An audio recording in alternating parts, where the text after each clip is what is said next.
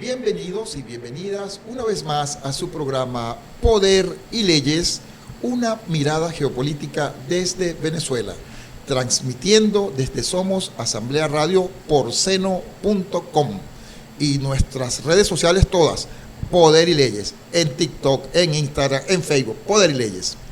Muy bien, el saludo de rigor de nuestro presidente de la Asamblea Nacional de la República Bolivariana de Venezuela, el diputado Jorge Rodríguez Gómez, del primer vicepresidente de la Asamblea Nacional, nuestro diputado Pedro Infante, nuestra segunda vicepresidenta, diputada América Pérez, nuestra secretaria, la compatriota María Alejandra Hernández, y el subsecretario de la Asamblea Nacional, el compañero José Omar Molina, sumado al saludo de todos los diputados y diputadas tirios y troyanos que han decidido por la vía democrática hacer vida política en este espacio tan importante del Parlamento de la República Bolivariana de Venezuela. Bueno, en mi nombre, José Perales, un inmenso placer estar de nuevo con ustedes, en nombre de Alirna Castillo, de mi hermano Miguel Herrera, de Charles Bompar, de la compañera Norma Castillo, de Nayeli Pérez, bueno, un equipo maravilloso que hace posible que este programa llegue todos los miércoles hasta ustedes. Mire, hoy tenemos una grata visita. Yo me siento muy complacido de estar hablando con estos dos caballeros. Hoy tenemos la visita a nuestra radio para conversar amenamente con Luis Delgado Arria, quien es el vicerrector de investigación de la Universidad de la Comunicación, Internacional de la Comunicación. Porque ya gracias a Dios tenemos una universidad también nacional de la comunicación en la República Bolivariana de Venezuela, y el compatriota Pedro Penso Sánchez, Luis Delgado Arria. Decíamos anteriormente que las madres, sus apellidos tienen que figurar. Pedro Penso Sánchez, quien es el director del Centro de Investigación Luis Acuña, ¿cierto, hermano? Y bueno, vamos a comenzar por un tema bien interesante, bien apasionante, dada la formación de estos dos caballeros investigadores en el problema de la guerra cognitiva.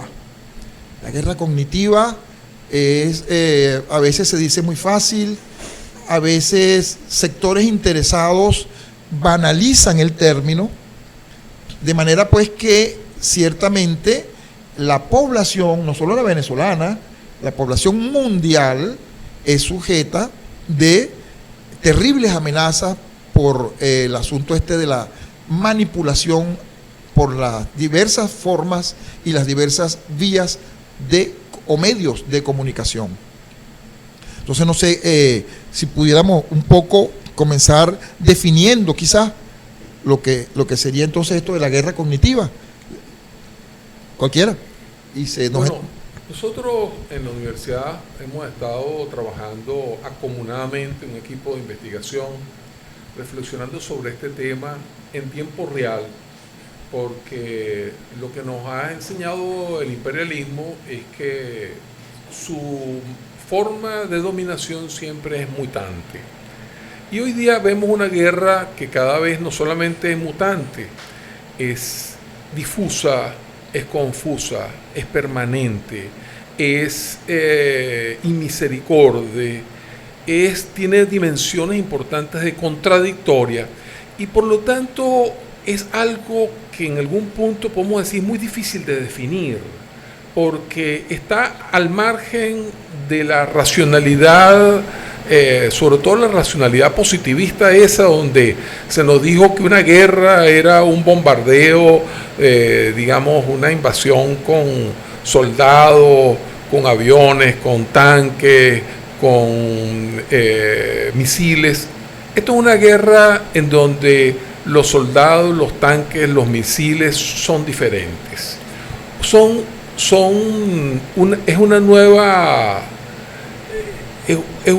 unos nuevos misiles que van dirigidos no solamente contra la mente, ni contra el cerebro, ¿no?, sino van dirigidos contra los imaginarios de los pueblos, contra las utopías de los pueblos, contra las dimensiones raigales que constituyen a nuestro pueblo. Por ejemplo, una dimensión raigal para nosotros es Bolívar, una dimensión es Guaycaipuro, nuestra dimensión indígena raizal, nuestra dimensión libertaria y antiimperialista que nos enseñó nuestro comandante, primero nuestro gran comandante Guaycaipuro, después nuestro gran comandante Bolívar. Que hay que decir una cosa, Guaycaipuro no fue solamente comandante de Venezuela, fue comandante de todos los pueblos de Sudamérica.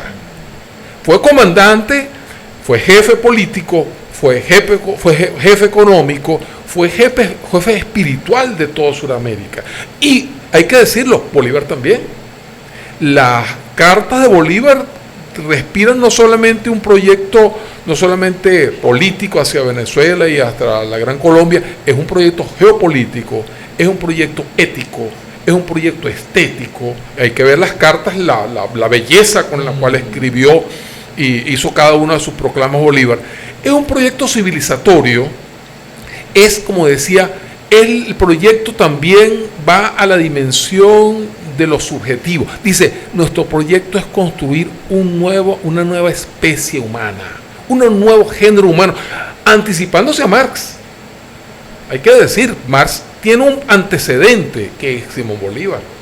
Es decir, y cuando nosotros vemos por qué en los mal llamadas altas culturas de América Latina, los chibchas, los incas, los mayas, los aztecas, ¿por qué esas grandes culturas fueron depuestas en pocos años o incluso en meses? En cambio aquí, en Venezuela, en el Caribe, tardaron más de 70 años.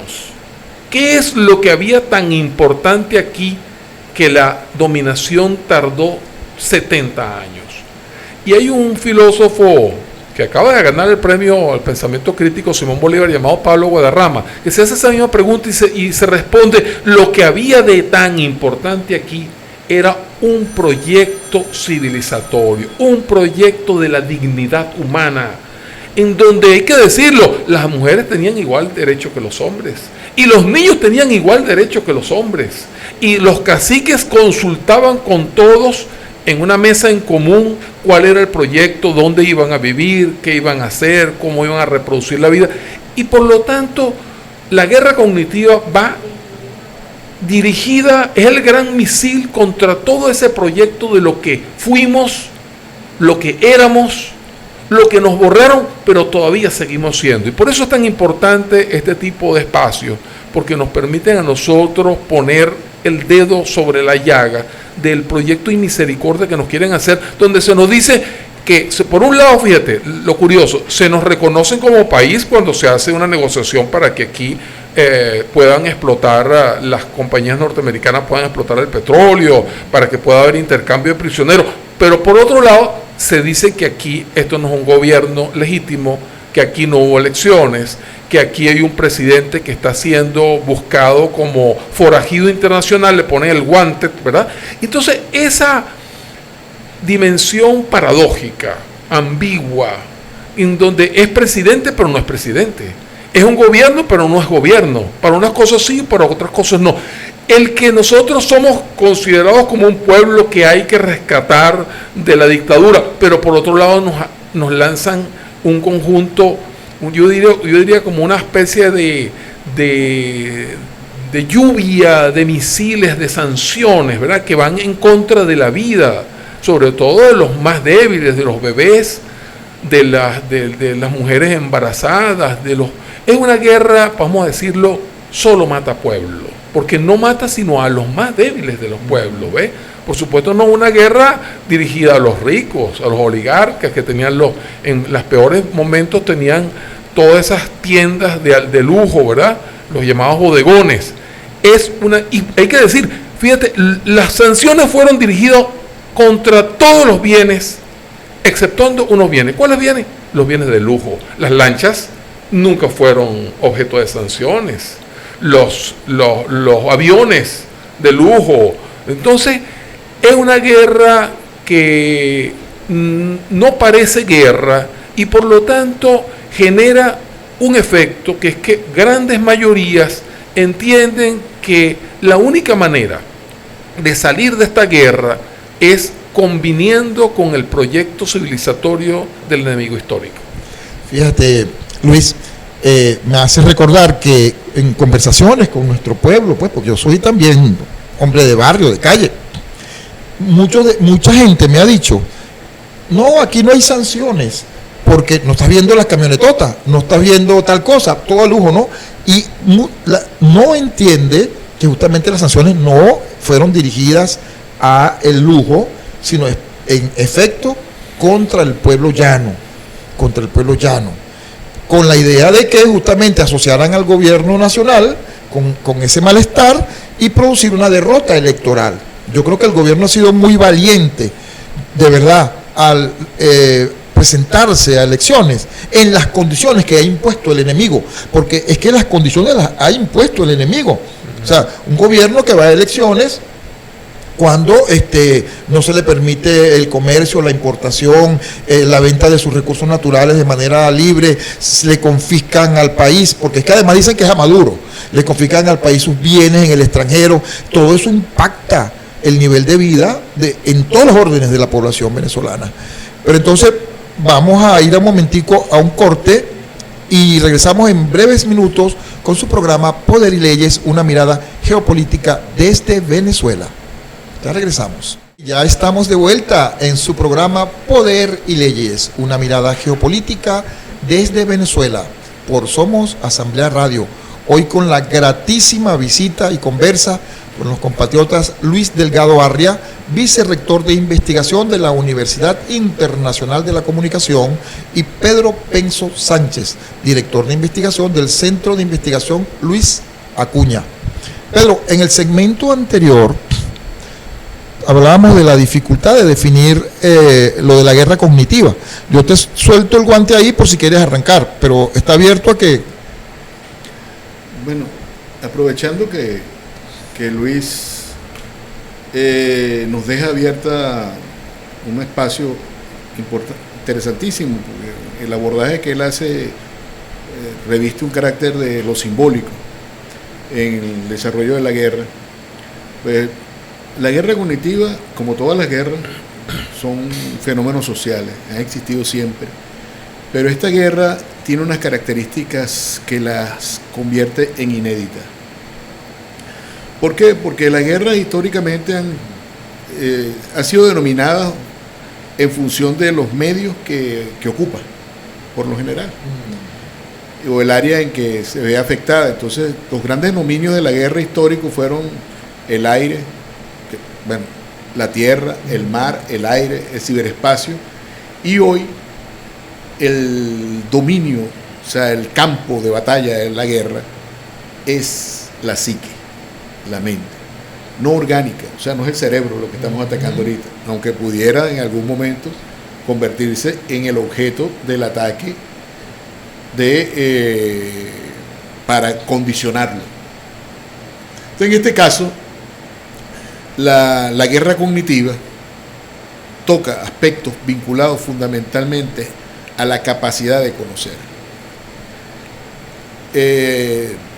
Distintos filósofos de la guerra, entre ellos un racionalista como Clausewitz, decía que la guerra era la política desarrollada por otros medios. Y es cierto, pues una forma de expresarse la política, una forma de expresarse los intereses, porque a la guerra, la definición de la guerra se hace sobre la base de los intereses políticos. Entonces, en un proceso de dominación como el que nosotros vivimos, el desarrollo de la guerra cognitiva tiene particulares características. Una de ellas es la que le definen los dos oficiales chinos que en 1999 elaboraron un escrito sobre un análisis sobre la guerra que se llamaba La guerra más allá de los límites, o la guerra irrestricta, en donde señalaban que, entre muchísimas otras cosas que podían tocarse aquí, pero que la guerra irrestricta tenía una sola regla, No hay reglas. que no había reglas. Entonces, ese tema es de sumo interés. ¿Por qué? Porque así funciona la guerra cognitiva. La guerra cognitiva, ¿qué propósito tiene?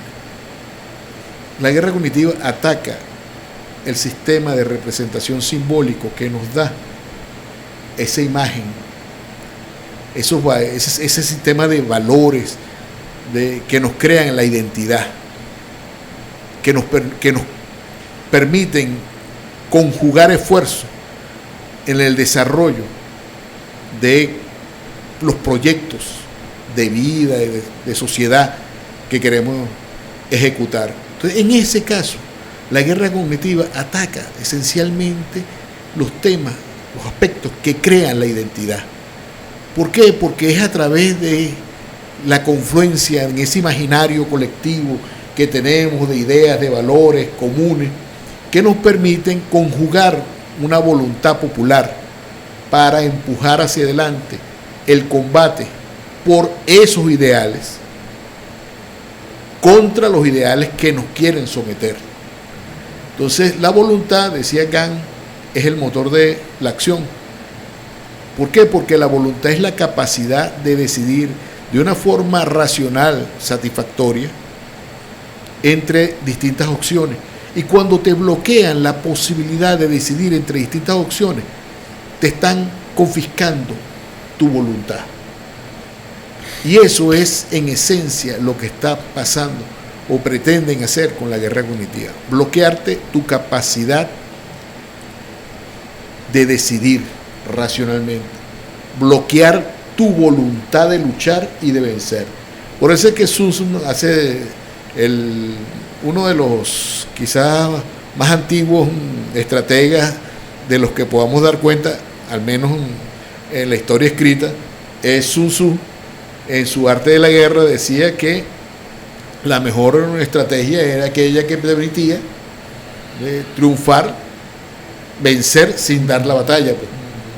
Entonces, primero vencer al enemigo, hay que vencerlo en la mente. Las batallas siempre las van a ganar las armas en general, así lo hemos visto en el transcurso de la historia, pero las guerras las ganan las ideas.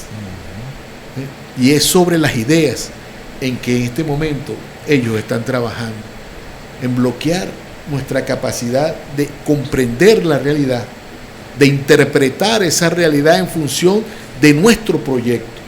¿Por qué? Porque ahí es donde triunfan ellos, nos rinden antes de que vayamos a la batalla, porque nos impiden desarrollar una selección adecuada de acciones para combatir el enemigo.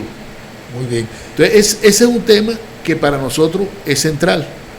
¿Por qué? Porque si nosotros no podemos pensar la realidad, porque estamos sometidos a un permanente ataque, construyendo consensos manipulados que nos crean lo que veníamos conversando fuera del aire, ese sentido común gramsciano que nos normaliza el estado de sometimiento en que nos quieren mantener, que dice, miren, ustedes son inferiores a nosotros, nosotros tenemos control sobre ustedes porque nosotros somos el poder.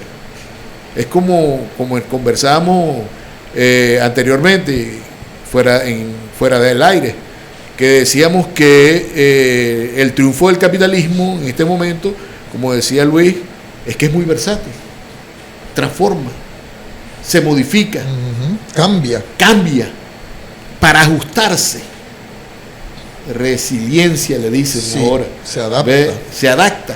Entonces, cuando hablamos del crack del 29 que produjo un quiebre del sistema capitalista a nivel mundial, en ese momento, pues, hoy, cuando decimos el crack o el quiebre de la crisis financiera del 2008, que fue cientos de veces más profunda que la del crack del 29, cientos de veces más extensa que la del crack del 29. Fue global. Porque fue global. Realmente el capitalismo era un sistema mundo ya. Entonces, se ajustó rápidamente. ¿Por qué? Porque se ha construido el sentido común de que quien es dueño de los medios de producción también es dueño de tu plus trabajo, también es dueño de la plusvalía que se extrae del trabajo del obrero. Entonces el obrero siente que el empresario es el que le da trabajo. Está agradecido. Y además de eso, le está agradecido de que le dé el trabajo. Sí. ¿Ve? No entiende que hay un sistema de explotación que se soporta sobre qué, sobre la propiedad de los medios de producción. y el sistema de apropiación que las leyes y todo el sistema jurídico político sacraliza. Así es. Entonces eso es parte de ese imaginario con que construimos. Entonces, como eso han sido muchos. Entonces, ese es el triunfo que hasta el momento ellos han tenido, y el que pretenden ellos desarrollar ahorita es en esta guerra, es la guerra de los relatos, pues. Es lo que estamos viviendo ahorita. El relato que nos imponen tiene como propósito histórico, en todas las guerras se da, el engaño. Es esencial a la guerra. Es consustancial en la guerra, el engaño. El conocer en la guerra es vital. Si no se conoce, no es posible vencer. Sun Tzu decía que hay que conocer al enemigo, ¿ve? Y conocerte a ti mismo para garantizar la victoria. Porque si tú no te conoces a ti mismo y conoces al enemigo, pues tampoco tienes garantizada la victoria. Y si no conoces al enemigo y te conoces a ti, pues no tiene ningún sentido, porque no te permite construir las estrategias que tú requieres para establecer. En este caso la guerra tiene como propósito fundamental imponerle la voluntad de uno al otro.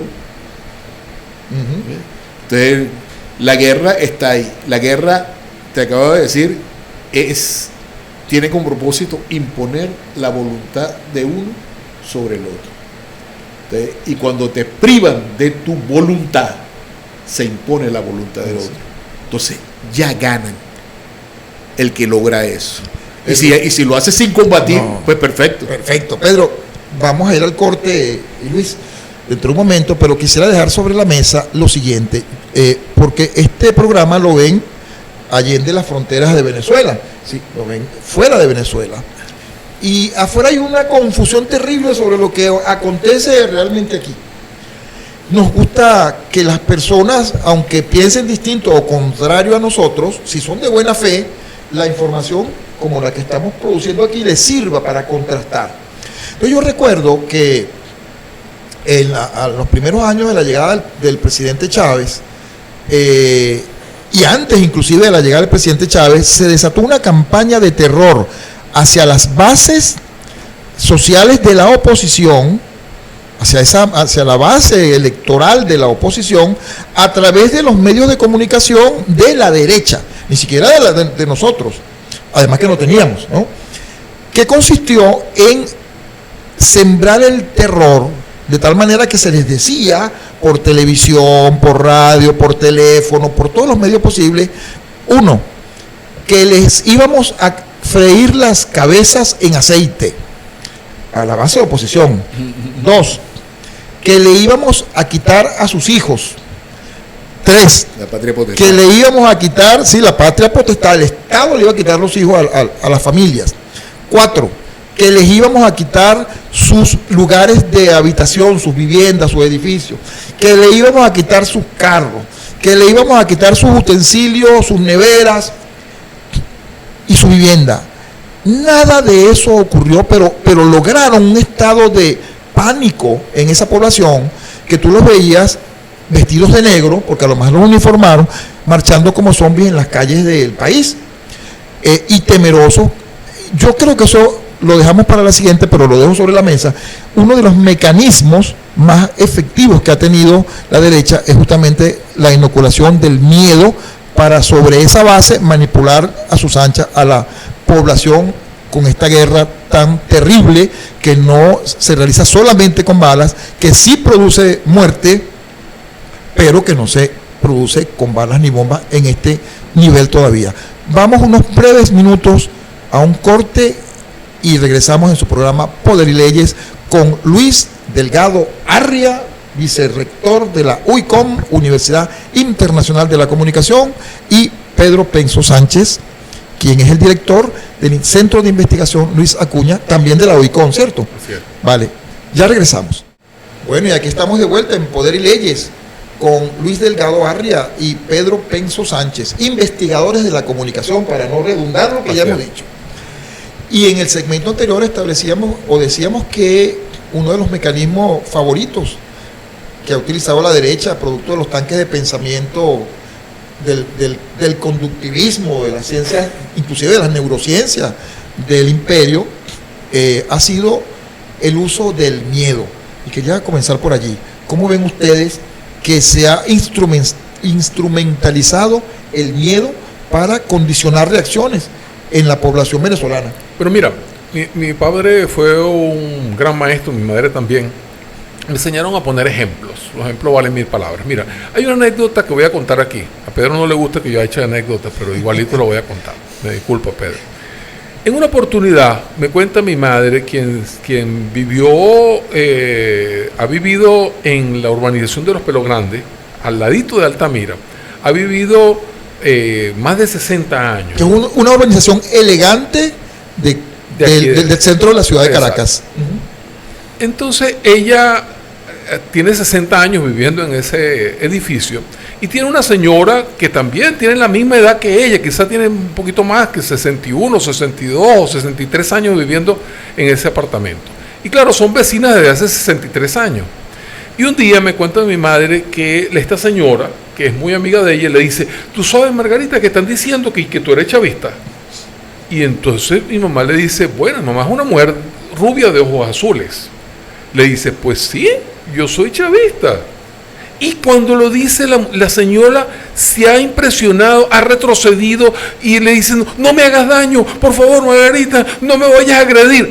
Esa reacción de alguna manera describe la operación de cómo, imagínate lo que tiene que suceder en la mente de una señora de casi 80 años, quien tiene 60 años de amistad con una vecina, y cuando le dicen que es chavista piensa que le puede hacer daño. Esa es una descripción de la operación macabra que han hecho aquí. ¿Y cuál es el objetivo de eso? Crear una guerra civil, crear una guerra, lo que llaman guerra de perros, una guerra interbarrial, donde los vecinos se maten entre ellos, donde los primos se maten entre ellos, donde los hermanos se maten, donde los padres maten a los hijos y los hijos maten a los padres, que fue lo que sucedió, por cierto, en Ruanda. No, hay antecedentes de eso. Es lo que de alguna manera está sucediendo en Ucrania. Hay muchos ucranianos que previo a la declaración de la guerra salieron y huyeron despavoridamente de Ucrania, porque sabían que lo que venía era una guerra, porque hay que decir, el pueblo ruso y el ucraniano son el mismo pueblo histórico. No solamente en tiempos de la Unión Soviética, mucho antes han compartido la misma cocina, las mismas tradiciones, los mismos formas históricas de compartir, han transitado las fronteras como un solo país durante yo diría que durante milenios. Entonces, ¿cómo construyen una identidad ucraniana que odia a los rusos con quienes han tenido relaciones de familiaridad histórica? Ese es el proceso. Entonces, la guerra cognitiva, muchas veces se habla de lo de la guerra, pero no se habla de la dimensión cognitiva. ¿Cómo es la cognición humana? Los expertos en cognición humana, ¿verdad?, nos dicen que la cognición se opera a través de varios procesos. El proceso de percepción de la realidad, el proceso de atención, el proceso de procesamiento inteligente, el proceso de construcción de memoria histórica y el proceso de voluntad de lucha. Todas esas dimensiones están atacadas por la guerra cognitiva. Entonces, voy a poner, por ejemplo, ¿qué hemos sido siempre los venezolanos? Echadores de broma, una gente alegre. ¿Qué ha logrado esta guerra? Que estemos tristes. Efectivamente, que estemos deprimidos, que estemos pensando que el otro te puede agredir, como pasado con la vecina de mi mamá, ¿verdad? O que te puede matar. ¿Qué hemos sido siempre los venezolanos? Nunca en la historia, ni desde el tiempo de Guaycaipuro, ni antes, nosotros hemos sido una población que migra, que nos ha convencido que me iría demasiado, que hay que irse del país para poder ser exitoso, una feroz campaña. Entonces nos ha atacado las bases, nos ha minado las bases históricas de lo que somos. ¿Qué hemos sido los venezolanos toda la vida? Seres familiares, que no nos concebimos como seres individuales. ¿Y qué ha hecho esta guerra? Que cada quien diga, yo antes que mi padre ante las puertas del cielo, yo me voy de aquí y no importa. Ha habido miles, decenas de miles de padres que han dejado a sus hijos y madres también. Los han dejado con una prima, los han dejado con una tía, con una abuela, hasta con una vecina. Y ahorita cuando regresan consiguen los efectos de esa decisión. ¿Y todo por qué? Por una decisión de que el futuro está en otra parte, está en cualquier lugar menos en Venezuela. El país con la base material más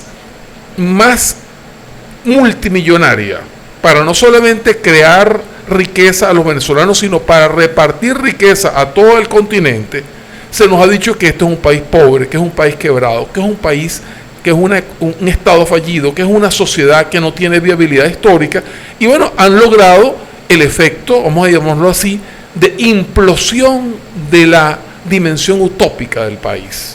Entonces, esa es una evidencia empírica de lo que ha sido la guerra cognitiva, en donde ha caído los misiles, que han sido los misiles contra el proyecto histórico del país y de la identidad de lo que hemos sido y seguimos siendo. Excelente, Luis. Pedro.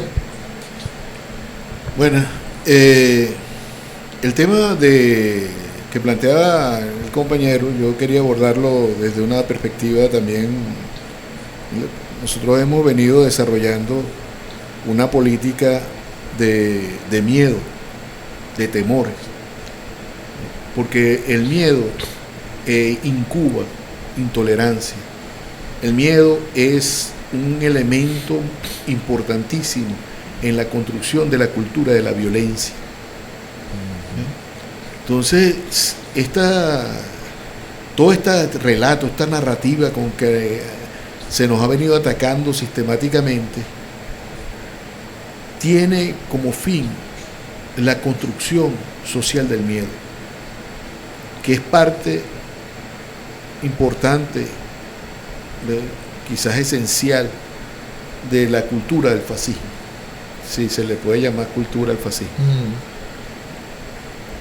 de las ideas que tratan de entronizarse en el imaginario colectivo de la sociedad. Y aquí ha tenido cierto calado ese efecto del miedo. Ya lo señalaba Luis, es un caso terrible, y lo hemos visto históricamente en el mundo. Yo le puedo hacer una anécdota también. Yo estaba una vez en Guatemala y me encuentro una viejita indígena. En Guatemala la población indígena es muy grande y además siempre está sometida a condiciones de vulnerabilidad. Y yo me pidió que le hiciera un favor y le hice el favor. Entonces, ella me dice que bueno, que Dios se lo agradezca, ¿no? Entonces yo le digo, bueno, señora, el tema es que yo soy comunista. Y la viejita me mira, yo se lo dije en forma jocosa, pues. Me mira y me dice, ay Dios, y tan buena gente que parecía. Porque es una mala palabra todavía en Guatemala, porque se creó en la cultura popular que el comunismo era malo. ¿Ve?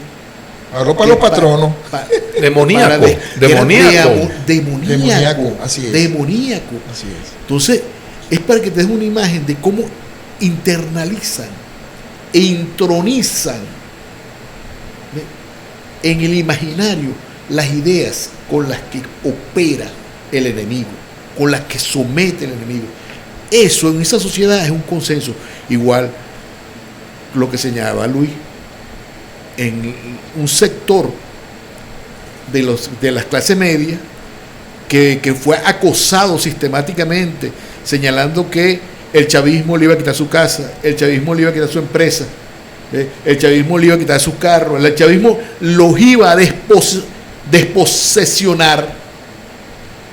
Entonces resulta ser que aquí el que le quita las cosas no es el chavismo, Sí. se las quitan son los bancos cuando vos pagas. Y en todas partes. Y en todas partes funciona. Sí. Entonces resulta ser que, bueno, los que expropian no es el gobierno. Pero lo ven Lo que normal. propia es el mismo capitalismo. Oye, Pedro, pero lo ven normal. Por ejemplo, saben que el banco te va a quitar la casa, pero entonces sienten que eso es normal. Que el banco Claro, lo que tú esa dices, es la normalización. normalizan. Ese es el sentido común. ¿Ves? La Entonces, lógica imperante. Entonces, cuando tú señalas que, bueno, que a nosotros, el chavismo era el ogro, el demonio, que te iba a quitar los hijos, ¿ves? Que te iba a quitar la patria potestad, que te iba a reducir a la miseria. Que te iba a quitar la carnicería, ¿te acuerdas? Sí, sí, Oye, sí, te iba a últimas quitar todo cuñas, abasto. el abasto. ¿Ves? Entonces, y se ha construido sobre esa base. Entonces, Impresionante. pero es que han sido tan incapaces estos tipos de la oposición, tan incapaces de explotar el descontento que ellos mismos han creado, que no han logrado inclusive dar pie con bola en ningún proceso electoral, prácticamente en ninguno, de los 30 procesos electorales que llevamos, en ninguno han logrado posicionarse. Ellos no pueden resolver eso. Oye, porque ellos nunca se han ofrecido a eso como quería. como la solución. ¿Ves? Ellos siempre han ofrecido un problema, el problema. Entonces el problema aquí del país es Maduro. Y hasta que crearon un programita. Un programa que hizo María Corina en las últimas elecciones del 2024. Que por cierto, lo hizo en inglés para presentárselo a los gringos. Porque no se lo hizo al pueblo de Venezuela. El programa de ellos no es para el pueblo de Venezuela, el programa de ellos es para Los amos. los amos de Sus amos. sus amos. Así es. ¿Ves? Que es el imperialismo norteamericano en este caso. Entonces preparó un programa y lo elaboró en inglés y lo presentó en Estados Unidos. Ese programa no se Y nunca lo presentó. tradujeron, por cierto. Sí, pero ¿para qué? ¿Para qué van a traducir si la gente no estaba en función Sí. de los intereses? Ese es el programa secreto, Así el es. programa oculto de la oposición, que es entregarle el país a los intereses norteamericanos. Bueno, y eso me iba a referir, que uno que medio, tú sabes, medio chapucea inglés, se encuentra con que en ese programa lo que entendí es que la mujer prometió que cualquier controversia de todas las prerrogativas que le iba a dar a las corporaciones extranjeras, toda controversia la iban a dirimir en tribunales extranjeros. Eso fue lo que yo capté, pude entender, porque yo no hablo realmente inglés, ¿no?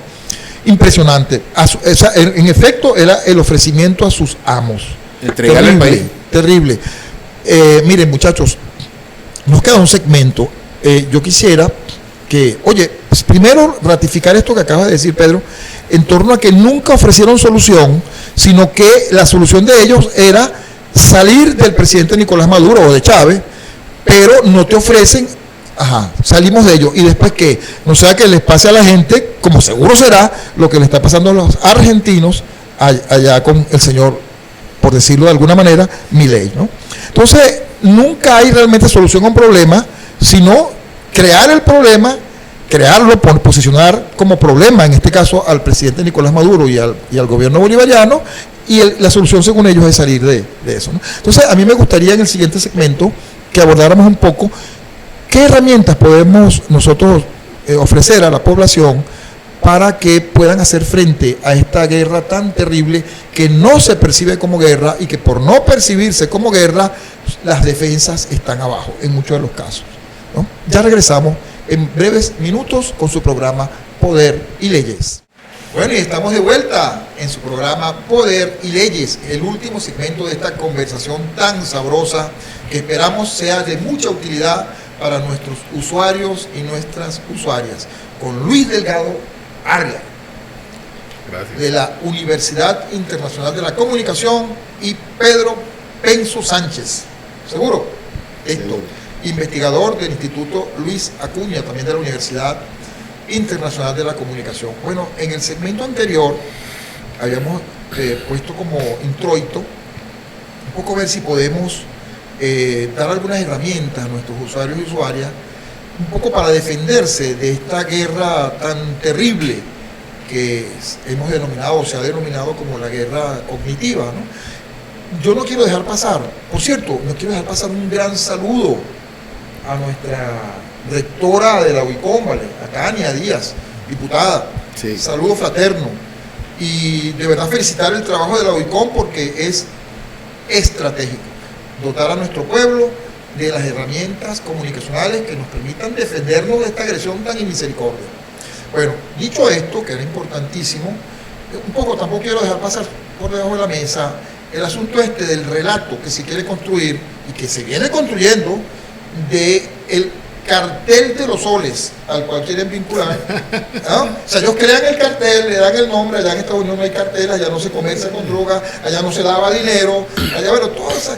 Pero resulta que el relato que se quiere construir justamente es el que el Estado venezolano, el gobierno venezolano, es el que es un supuesto narcotraficante y nos quieren, bueno, justamente dibujar como un Estado fallido. Entonces, ante esa realidad, ese poder de penetración tan enorme que tiene el enemigo, ¿qué hacer? No sé, ¿nos lo decidimos por ruleta rusa o levanta la mano a alguien primero? Bueno, mira, estás hablando de lo que nosotros llamamos la Universidad de la Defensa contra la Guerra Cognitiva, o la defensa cognitiva contra esta nueva modalidad y misericordia de guerra. Y este relato o esta metáfora cognitiva de la banda esa criminal llamada de los soles, ¿verdad?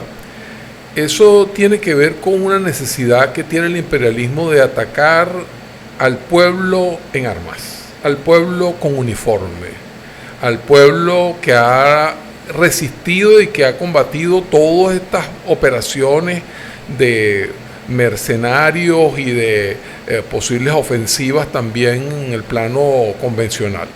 Pero entonces, realmente, ¿cuál es el origen discursivo? El origen discursivo ya lo visualizaba el padre de las casas cuando decía que contra los indígenas, los españoles estaban tratándolo peor que la bosta de los establos. Así lo define.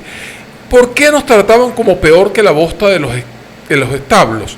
Porque esa guerra se estaba justificando en el hecho de que en América estaba el infierno y en Occidente, es decir, en España, estaba la virtud, estaba en definitiva el paraíso terrenal. Entonces la guerra fue librada con una motivación de orden teológico, que es lo mismo que se está haciendo ahora. Cuando tuvimos un destacado personero de la OEA que decía que nosotros éramos la jungla y que ellos eran el jardín, ¿verdad? Que nosotros poníamos en peligro el jardín. Están hablando del jardín del Edén, están haciendo sin decirlo, están hablando del jardín del Edén y nosotros somos realmente la séptima paila del infierno. Entonces, por eso es tan importante estudiar la guerra cognitiva. Y tú dices, ¿cuál es la primera operación que hay que hacer para defendernos? Hay que atrevernos a describir esta nueva modalidad de guerra, que es inmisericordia, tiene una dimensión teológica, una dimensión filosófica, una dimensión epistémica, una dimensión narratológica, tiene una dimensión también de la construcción del relato de lo que es la economía y en todos los ámbitos. Entonces, lo primero, atrevernos a investigar y a describir con nuestro pueblo la naturaleza de esta guerra. En segundo lugar, es atendiendo a esa lógica de que la cognición se hace o tiene diversas dimensiones, la dimensión de la percepción, de la atención, de la inteligencia, de la memoria, de la voluntad y de la intencionalidad. Hablando de este tema, diríamos, ¿cuáles son las tareas? Primero, percibirnos como sujetos históricos y no como objetos al servicio del imperialismo cognitivo, del imperialismo de siempre. Segundo, atender la relación que hay entre el yo, porque el imperialismo capitalista produce básicamente hace dos productos. El primero que construye son las mercancías y lo segundo que construye es el ser humano como mercancía para la reproducción del capital. ¿Qué es lo que nosotros tenemos que hacer? Primero, producir no mercancías, sino producir bienes para la vida. que es lo que están haciendo nuestros campesinos cuando han construido la soberanía alimentaria y nuestras campesinas y nuestros hijos e hijas de los campesinos, que es con lo que nosotros hemos derrotado esta guerra alimentaria, ¿verdad? Pero entonces, atender a ese sujeto, ¿verdad? Y atender al prójimo, atender que esta guerra que nos están queriendo vender, donde aquí la guerra se gana con el sálvese quien pueda, no, aquí la guerra se gana salvándonos todos, cuidándonos todos, entendiéndonos como seres humanos y también como seres divinos, porque el ser humano es ser humano en cuanto que se trata al prójimo. ¿Qué dice la Sagrada Escritura? ¿Qué decía Cristo? Que hay que tratar al otro como a ti mismo, ¿verdad? ¿Eso qué es? Tratarlo como Dios, tratarlo como ser divino. Entonces, lo tercero es entender qué es la inteligencia. ¿La inteligencia qué es? ¿Qué tenemos que entender inteligente? Aprender de lo sufrido, aprender de lo que nos han hecho, de lo que nos ha hecho históricamente desde que llegó Colón para acá, ¿verdad? Y aprender de las últimas operaciones, que son operaciones en misericordia, porque lo que están haciendo en Palestina, ¿qué es lo que quieren hacer aquí en Venezuela? Es decir, es matar a los... Mira, en Palestina hay denuncias. Denunciaba en estos días un médico que ha estado en todas las confrontaciones, en todas las guerras en los últimos 20 años. Decía, lo que he presenciado en Palestina son bebés hasta con 3 disparos en el cerebro. ¿Cómo se logra un bebé con 3 disparos en el cerebro? Con francotiradores que le están disparando a los bebés. Ese es el proyecto contra nuestros bebés aquí en Venezuela. Por eso es que esta guerra hay que tomárnosla en serio y entender la malignidad extrema de este capitalismo que ya ha llegado a un punto en donde justifica el asesinato de los inocentes.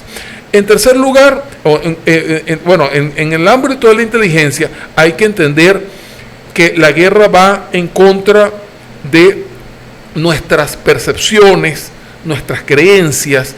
Hay que desarrollar las nuevas asociaciones, las nuevas creencias, las nuevas categorías. Esta es una guerra profundamente epistémica. Hay que entender, hay que construir la nueva teoría de un desarrollo que no es el desarrollo imperialista, es un desarrollo donde el ser humano está en su relación con la naturaleza y en relación con todos nuestros ancestros, está en una sola dimensión. Hay que trabajar en lo que es nuestra memoria, hay que recuperar nuestra memoria familiar. Cuando yo me doy cuenta, cuando empiezo a averiguar de que 14 generaciones atrás yo provengo de unos esclavos libres que provenían del Perú y que se vinieron caminando para acá, para Venezuela, yo puedo entender mi origen esclavo, yo puedo entender mi origen indígena, yo puedo entender mi origen latinoamericano, y eso es lo que tenemos que hacer todos. Entender nuestra memoria nacional popular, lo que hemos construido aquí desde antes de Guaycapuro hasta la fecha, ¿verdad? Hasta Chávez, hasta Maduro. Construir nuestra memoria civilizatoria, eso es una tarea pendiente que tenemos como vanguardia. Construir la intencionalidad. ¿Cuál es la intencionalidad? ¿Qué es lo que queremos hacer? Nos lo decía Chávez, queremos construir nos decía primero Bolívar, una nueva especie humana, digna. Y nos decía, repetía Chávez, construir la patria bonita. Eso es el proyecto, ¿verdad? Y entonces, en la dimensión de la voluntad, pasar de una voluntad que hemos tenido de resiliencia a una voluntad de resistencia, y de ahí pasar a lo que ahorita nos está enseñando nuestra vanguardia pueblo, es una voluntad de irreductibilidad, es decir, nada de que lo que nos hagan nos va a derrotar, ¿verdad? Y por último, ¿verdad?, una dimensión que es entender que esta guerra no solamente es política, esta guerra es epistémica. Entonces hay que lograr la articulación de entender que hoy día la guerra no se nos está haciendo tanto porque el imperialismo no tiene como librar 3 guerras al mismo tiempo. Entonces, ¿cómo va a dominar al mundo? Con guerras cognitivas. Y la guerra cognitiva es intensiva en investigación, intensiva en comunicación, es intensiva en todo esto, en conocimiento. Entonces hay que producir el nuevo conocimiento, las nuevas teorías, los nuevos conceptos, las nuevas categorías para entenderla y vincular entonces la vanguardia epistémica con la vanguardia política. Esa dimensión es estratégica. Y por último, hay que romper con lo que llamaba Hugo Semmelmann, y lo retomó de Edgardo Lander, la episteme burocrática. Hay que entender que tenemos que pasar de una concepción de la revolución como toma del poder, como asalto del poder, y ahorita la revolución tenemos que hacerla entendiendo lo que hemos hecho aquí y quitándonos nuestra vamos a decir, nuestra identidad como burócratas y empezar a entendernos como campesinos, que es desde donde venimos todos venimos de una familia campesina, entendernos nuestra cultura provinciana, que eso fue uno de los grandes aportes que nos hizo nuestro comandante Chávez, es reenamorarnos de nuestra música llanera, de nuestra música andina, de nuestras tradiciones. Eso está en el orden de la derrota de esta guerra cognitiva. Muchísimas gracias, Luis. Pedro. Bueno, mira, ya iniciando esta conversación, habíamos dicho que la guerra cognitiva era una guerra que no se parecía a las guerras que se habían practicado históricamente en el mundo, porque es una guerra que no parece guerra, una guerra en el modelo de la guerra que tenemos, que es la guerra de la modernidad, realmente es la que hemos vivido nosotros, que es la guerra de las máquinas. Entonces, esta es una guerra que no tiene como dominio algo físico, sino que es psíquico. El campo de batalla está en la psiquis de la gente, en la mente. Por eso es que la pugna es por la mente y los corazones de la gente. Por eso es que se trabaja, en lugar de la razón, se trabaja en la emoción. Entonces, en ese proceso hemos visto cómo se han desarrollado inclusive nuevas armas y nuevas estrategias, en donde hoy las tecnologías emergentes, esas tecnologías de la comunicación y de la información, son las que tienen mayor relevancia. Entonces nos encontramos que las armas tienen unas características menos agresivas. En apariencia, aunque tienen el mismo poder destructivo que puede tener cualquier arma. Y hoy todo el mundo es en gran medida un sujeto en el sentido de que construye, sí, es un agente de esa guerra, es un soldado, a veces inconsciente, generalmente inconsciente de esa guerra, porque todos tenemos una cosa que llaman ahora dispositivos telefónicos inteligentes. Ese es un arma. Entonces encontramos que hay armas con las que nosotros estamos combatiendo y nos convertimos a veces en soldados del enemigo sin darnos cuenta, porque nos pone a su servicio. Entonces, uno de los temas que es importante trabajar es el tema de la alfabetización tecnológica, de la construcción discursiva, del manejo de esos discursos que se promueven en las redes sociales, en las plataformas digitales. El conocer cómo se opera ese discurso, ese relato construido y difundido a través de ese sistema, es para nosotros importante. ¿Por qué? Porque estos aparatos que llaman teléfonos inteligentes, las plataformas y las redes, son los instrumentos a través del cual se desarrollan las estrategias de la guerra cognitiva. Es decir, estos son los fusiles, los tanques, los aviones y los drones de la nueva guerra. Esto es importante que lo tengan muy en cuenta, porque hay que trabajar en ese sentido. Hay que conocer entonces cómo se usan y cómo se nos aplican. ¿Para qué? Para crear contramedidas que nos permitan utilizar estas herramientas, apuntar este fusil en la dirección de donde viene la agresión contra los pueblos, para poder garantizar que tengan posibilidades de avanzar y de vencer en esta lucha. Lo otro es, y eso se da en todas partes, hay un aspecto que me parece que es esencial en este proceso de combate al enemigo imperialista, en esta nueva modalidad neofascista en que se viene montando, pues este modelo de esta derecha extrema, violentista, autoritaria, que viene emergiendo no solamente en Europa, en donde tiene mayores posibilidades porque hay menos resistencia de la fuerza revolucionaria, sino también aquí en América, y lo hemos visto, pues la derrota electoral que sufrimos en Bolivia, pues reconfigura en el panorama internacional, que es un tema que obviamente no vamos a discutir aquí, pero que es interesante trabajarlo. Y es, en esencia, la construcción del poder popular. Hay que trabajar en el empoderamiento del pueblo, en que el pueblo sienta que el poder le pertenece. Y lo hace a través de ¿qué? A través de los procesos de participación. La participación no es otra cosa que decidir. Cuando tú decides sobre tu realidad y la transformación de tu realidad, estás interviniendo como un sujeto político en ese proceso. Es la democracia participativa y protagónica la que nos ha permitido crear un sentido de poder popular en este país. Ese es un elemento que todavía ellos no han podido resolver. ¿Por qué? Porque la ecuación de poder en el país, en Venezuela, tiene que trabajarse sobre la base del despeje de muchas variables. Una de esas es la relación con el pueblo, que se siente empoderado y que no va a ceder el poder.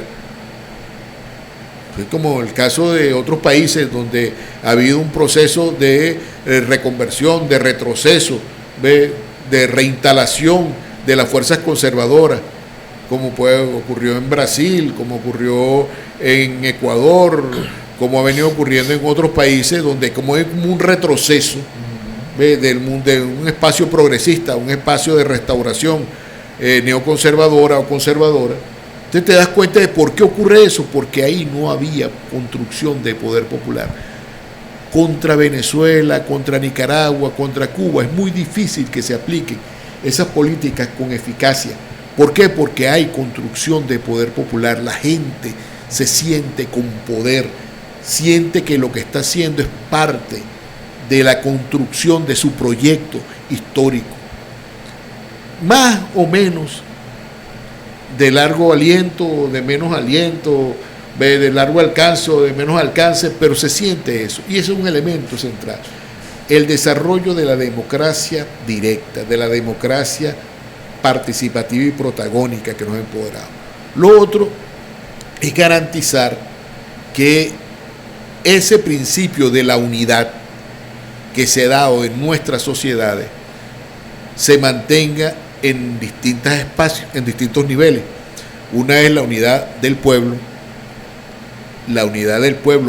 y sus organizaciones políticas, y la unidad entre las organizaciones políticas revolucionarias para garantizar que se pueda producir una imagen que nos garantice la unidad de las organizaciones que están fuera del país, las organizaciones internacionales, las que practican la solidaridad militante o el internacionalismo proletario con Venezuela.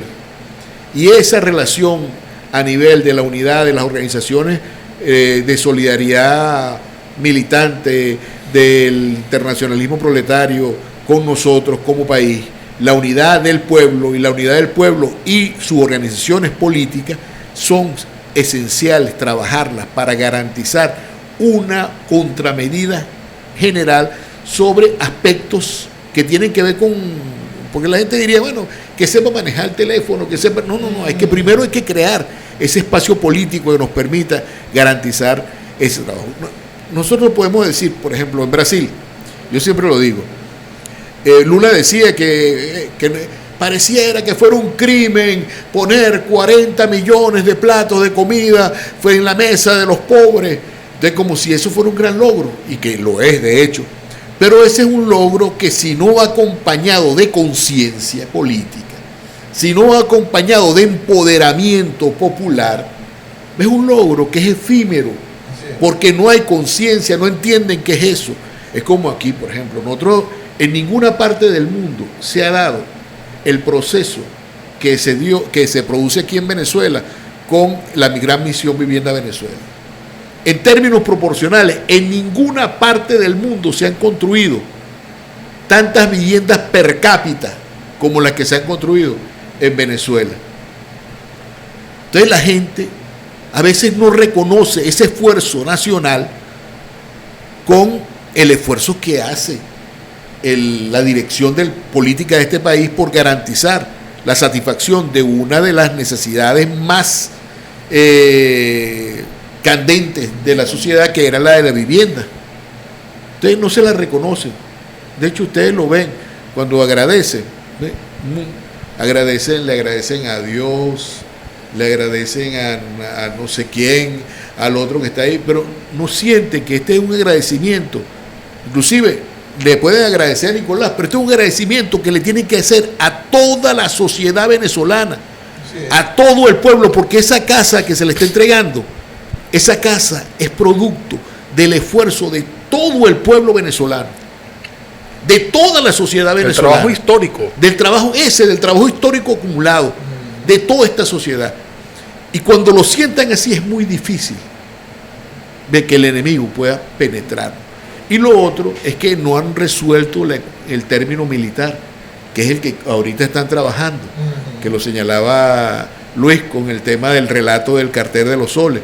¿Por qué? Porque nos quieren crear la imagen de que somos un Estado forajido, un Estado canalla, no un Estado que dirían un Estado fallido. Este Estado no es capaz de darle... No solo fallido. O sea, que él no es capaz de satisfacer los servicios y las demandas de la sociedad, sino que este es un Estado que viola no solamente los derechos humanos, sino el derecho internacional, que es un Estado que lo dirigen narcotraficantes, que es un Estado que tiene toda una construcción en las fuerzas militares. Pedro, es un estado vírico, un estado como el COVID, que puede contaminar a todo el mundo. Y obviamente. Tal cual como denominaron a nuestra masa migratoria.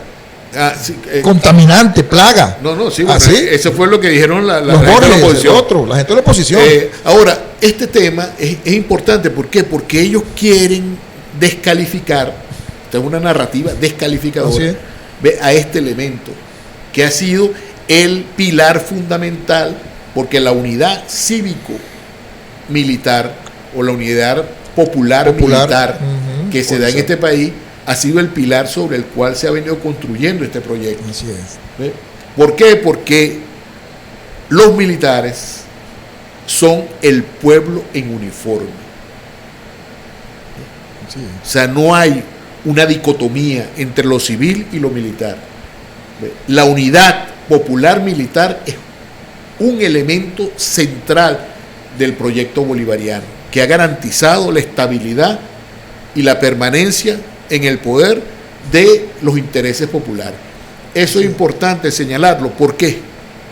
Porque si nosotros no vamos a entender que el papel que tiene el enemigo en este momento es de descalificarnos, de crear una matriz de opinión contra Venezuela, porque Venezuela representa para ellos un mal ejemplo. Mira, Elliot Abrams, en una intervención que se le hizo en el Congreso norteamericano, dijo que ellos no podían dejar que el proyecto de Venezuela, que se declaraba socialista, triunfara. ¿Por qué? Sencillamente porque si el proyecto de Venezuela triunfaba, ¿cómo quedaba en el imaginario popular? Porque ellos estaban fracasando. Estaban fracasando ellos. Porque habían fracasado. Es correcto. Es reconocer que históricamente han fracasado. Es correcto, eso es. Y evitar que otros pueblos tomen el ejemplo, el buen ejemplo que estamos dando. Por eso es que para ellos somos mal ejemplo. Claro. Somos el eje del mal, acuérdate. Sí, bueno, muchachos, ha sido un grato honor. Este tema da para más tiempo, ¿no? Contar con su presencia, con sus conocimientos, con sus investigaciones. Yo, para cerrar, someto al escrutinio, ¿no? Diría a nuestros usuarios y usuarias, nosotros no le pedimos que nos crean. Nosotros lo que le pedimos es que contraste lo que nosotros decimos aquí con la información que ustedes le presentan por otras vías. Esa es una cosa que yo considero que es importantísimo, que la gente contraste, porque en estas técnicas de sesgo cognitivo, por cierto, el sesgo de confirmación, ¿cómo se llama? El algoritmo de estas máquinas, de estos aparatos, le presenta a usted solo lo que usted quiere escuchar y quiere ver y quiere oír. Eso es un grave problema, porque si usted está en un error, nunca saldrá de ahí. Entonces contraste la fuente, búsquele sentido, haga su análisis, compare para que tenga algún elemento de una visión de la realidad que no sea la realidad que le quieren imponer. Entonces, desde ese punto de vista, le deseamos el mayor de los éxitos porque sabemos que no es tarea fácil. No es tarea fácil. Entonces, en nombre de el compatriota Jorge Rodríguez Gómez. Gracias. Y su junta directiva en la Asamblea Nacional, nuestros diputados y diputadas, nuestro equipo técnico, en el mío propio, José de Jesús Perales Cumana, para seguir el ejemplo que ustedes están dando. Ha sido un inmenso placer estar de nuevo en su programa Poder y Leyes, una mirada geopolítica desde Venezuela. Bueno, nosotros decimos aquí, hasta la victoria siempre. Venceremos. Nada. Gracias. Pedro.